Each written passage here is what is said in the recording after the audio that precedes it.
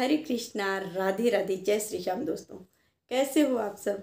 I hope आप सभी ठीक होंगे, मस्त होंगे, स्वस्थ होंगे। आप सभी अपना बहुत बहुत बहुत ध्यान रख रहे होंगे। दोस्तों, आज की वीडियो में हम चर्चा करने वाले हैं एकादशी के बारे में। जी हाँ दोस्तों, आने वाली है एकादशी। आज की वीडियो में हम बात करेंगे अभी कौन सी एकादशी आने वाली है, ये एकादशी इतनी महत्वपूर्ण क्यों है, ये एकादशी हमारे राधा कृष्ण की अत्यधिक प्रिय एकादशी क्यों कही जाती है, इस एकादशी का हमारे बाबा भोलेनाथ, माता पार्वती जी से क्या संबंध है, एकादशी का व्रत हमें कैसे करना चाहिए, एकादशी व्रत के नियम।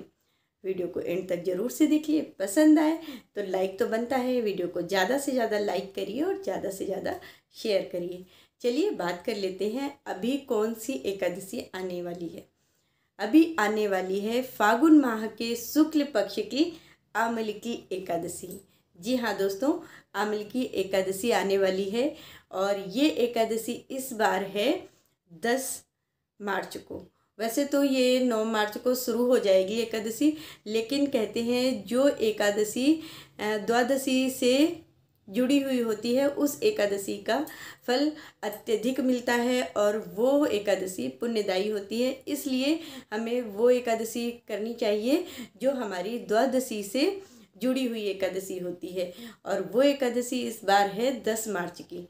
तो आप जो लोग भी एकादशी का व्रत करते हैं वो लोग 10 मार्च को एकादशी का व्रत करेंगे। इस एकादशी को आमली की एकादशी कहते हैं। साल में 2 बार आंवले की एकादशी आती है, तो इस एकादशी में आंवले का विशेष महत्व है। आज के दिन आंवले के वृक्ष की पूजा अर्चना का विशेष महत्व है। पूजा अर्चना आंवले के वृक्ष की जरूर करिए। आज के दिन भगवान विष्णु का निवास होता है आंवले में, इसलिए आंवले के वृक्ष की पूजा अर्चना का विधान है। इस एकादशी को रंग भरी एकादशी भी कहा जाता है। जैसा कि आप सभी को पता है, फाल्गुन का महीना चल रहा है और ये महीना हमारे राधा कृष्ण को समर्पित है। ये जो फागुन का महीना है हमारे राधा कृष्ण का अत्यधिक प्रिय महीना है। और जैसा कि आप सभी को पता है कि बरसाने की होली हमारी शुरू हो चुकी है। तो अभी लड्डू मार होली, लठ मार होली, बरसाना होली और नंदगांव होली, ये सारी होली लगातार आ रही हैं। और एकादशी के दिन इस एकादशी को रंग भरी एकादशी भी कहा जाता है। तो ये वाली जो एकादशी है ये हमारे राधा कृष्णा को अत्यधिक प्रिय एकादशी है। इस दिन आपको राधा कृष्ण जी को गुलाल जरूर लगाना चाहिए। आज के दिन बांके बिहारी मंदिर में फूलों की होली खेली जाती है, तो अगर हो सकता है, अगर आप जाने में समर्थ हैं तो आज के दिन आप नंदगांव, बरसाने, वृंदावन जरूर जाइए और होली का उत्सव वहाँ मनाइए। और अगर आप नहीं भी जा सकते हैं तो कोई बात नहीं, आप अपने घर के मंदिर में, जो आपके घर में ठाकुर जी विराजमान हैं, राधा कृष्ण जी विराजमान हैं, आप उनके साथ गुलाल उनको लगाइए, उनके साथ होली मनाइए, उनके साथ फूलों की होली खेलिए। तो इसलिए ये एकादशी हमारे राधा कृष्णा को अत्यधिक प्रिय है। आज के दिन वृंदावन में हमारे ठाकुर जी फूलों की होली खेलते हैं, तो आप अगर बरसाने, नंदगांव, वृंदावन जा रहे हैं तो वहाँ पर होली ज़रूर मनाइए। और अगर आप किसी भी कारण से नहीं जा पा रहे हैं तो आप अपने घर के मंदिर में जो ठाकुर जी आपने विराजमान कर रखे हैं, जो अपने राधा कृष्ण जी विराजमान कर रखे हैं, उनके साथ होली मनाइए। इसलिए इसे रंग भरी एकादशी कहा जाता है। इस दिन आप गुलाल राधा कृष्णा को जरूर अर्पण करिए, उनको गुलाल जरूर लगाइए। आपके घर में लड्डू गोपाल जी हैं तो उनको गुलाल जरूर लगाइए। इस एकादशी का विशेष महत्व है। ऐसी मान्यता है कि इस दिन भगवान बाबा भोलेनाथ माता गौरा जी का गौना करा के उन्हें काशी ले गए थे। इसलिए आज के दिन हमारे काशी विश्वनाथ जी का भव्य श्रृंगार होता है, उन्हें गुलाल चढ़ाया जाता है। तो आप अपने घर के आसपास जो भी मंदिर है वहाँ पर जाइए, बाबा भोलेनाथ जी को आज के दिन गुलाल जरूर अर्पण करिए। और आज के दिन आप माता गौरा को श्रृंगार का सामान जरूर चढ़ाइए, क्योंकि हमारी माता गौरा सदा सुहागन होने का आशीर्वाद देती हैं।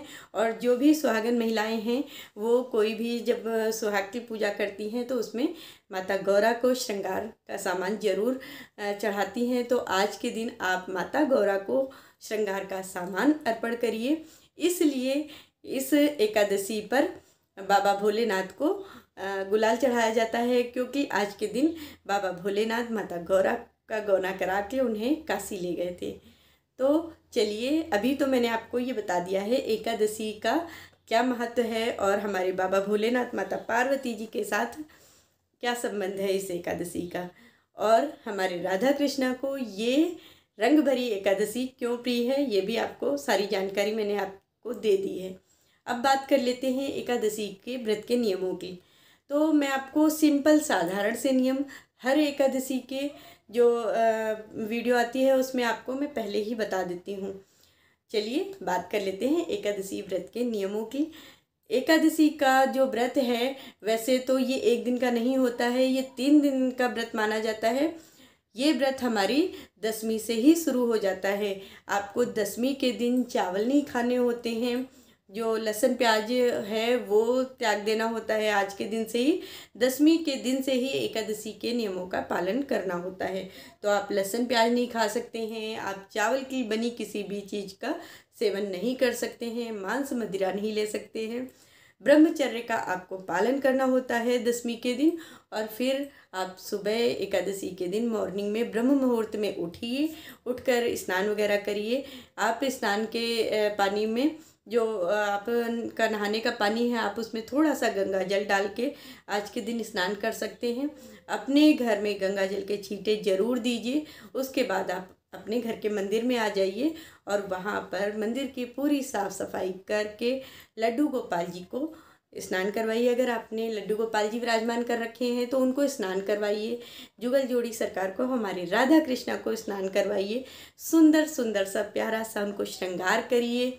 आज के दिन उनको फूल जरूर चढ़ाइए। और आज के दिन यानी रंग भरी एकादशी है, जैसा कि आपको नाम से ही पता चल रहा है, तो इस दिन आपको गुलाल जरूर जरूर जरूर चढ़ाना है। लड्डू गोपाल जी को या फिर राधा कृष्णा हैं तो उनको गुलाल जरूर लगाइए। लड्डू गोपाल जी को गुलाल लगाइए। और आप अपने घर के मंदिर में जो डेली की पूजा पाठ होती है वो संपूर्ण करके एकादशी व्रत की कथा जरूर करें। जो लोग एकादशी का व्रत करते हैं उन्हें एकादशी व्रत की कथा जरूर करनी चाहिए।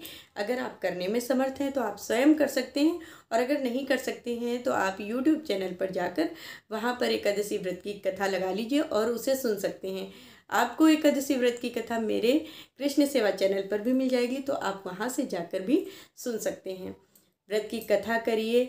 आरती वगैरह करने के बाद में इसके बाद आप मंदिर जाइए और आज के दिन बाबा भोलेनाथ जी को भी गुलाल आपको चढ़ाना है। तो बाबा भोलेनाथ जी को जल चढ़ाइए, उनका जल अभिषेक करके उनको चंदन लगाइए, गुलाल चढ़ाइए और माँ गौरा का जो 16 श्रृंगार होता है वो माँ गौरा को चढ़ाइए। तो इस तरह से आप एकादशी का व्रत की शुरुआत कर सकते हैं। दिन की एकादशी के जो दिन की शुरुआत है वो इस तरह से आप कर सकते हैं। उसके बाद में बात आती है कि एकादशी के व्रत में हमें क्या खाना चाहिए। वैसे तो कोशिश कीजिए कि आप जो दिन में हैं दिन में फलाहार से ही व्रत करिए। अगर आप करने में असमर्थ हैं तो फिर आप व्रत वाला जो नमक होता है वो आप एक टाइम ले सकते हैं। तो आप पूरे दिन तो फल से व्रत कर लीजिए और फिर शाम के टाइम में फलाहार बनाइए। आप कूटू की पकौड़ी बना सकते हैं, आलू फ्राई कर लीजिए, आप मखाने की खीर बना सकते हैं। तो इस तरह से फलाहार बनाकर उसका पहले आप अपने घर के मंदिर में बाल गोपाल जी को भोग लगाइए। भोग में तुलसी दल जरूर डालिए।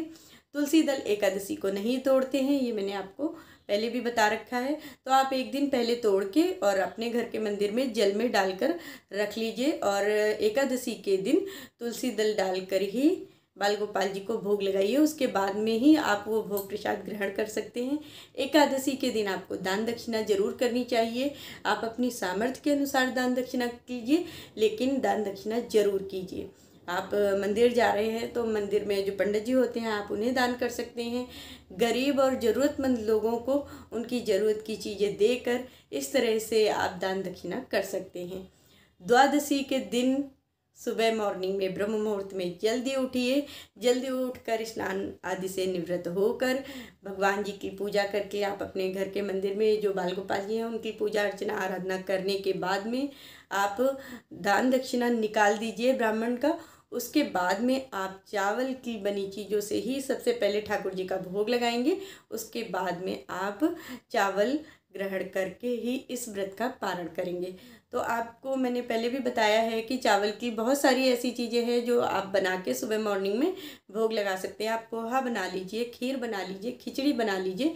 चावल की बहुत सारी चीज़ें ऐसी हैं जो फटाफट से बन जाती हैं, तो आप बनाकर उसका बाल गोपाल जी को भोग जरूर लगाइए और उसके बाद में ही आप भोग प्रसादी ग्रहण कर सकते हैं। तो इस तरह से एकादशी का व्रत हम गृहस्थ लोग कर सकते हैं। आई होप आज की वीडियो में आपको एकादशी व्रत की संपूर्ण जानकारी मिली होगी। वीडियो पसंद आई है तो इसे ज़्यादा से ज़्यादा शेयर करिए और हाँ, लाइक करना तो बिल्कुल भी नहीं भूलिए। वीडियो को ज़्यादा से ज़्यादा लाइक करिए। कमेंट में राधे राधे हरे कृष्णा जरूर लिखिए। चलिए मिलती हूँ आप सभी से नेक्स्ट वीडियो में। तब तक के लिए हरे कृष्णा, राधे राधे।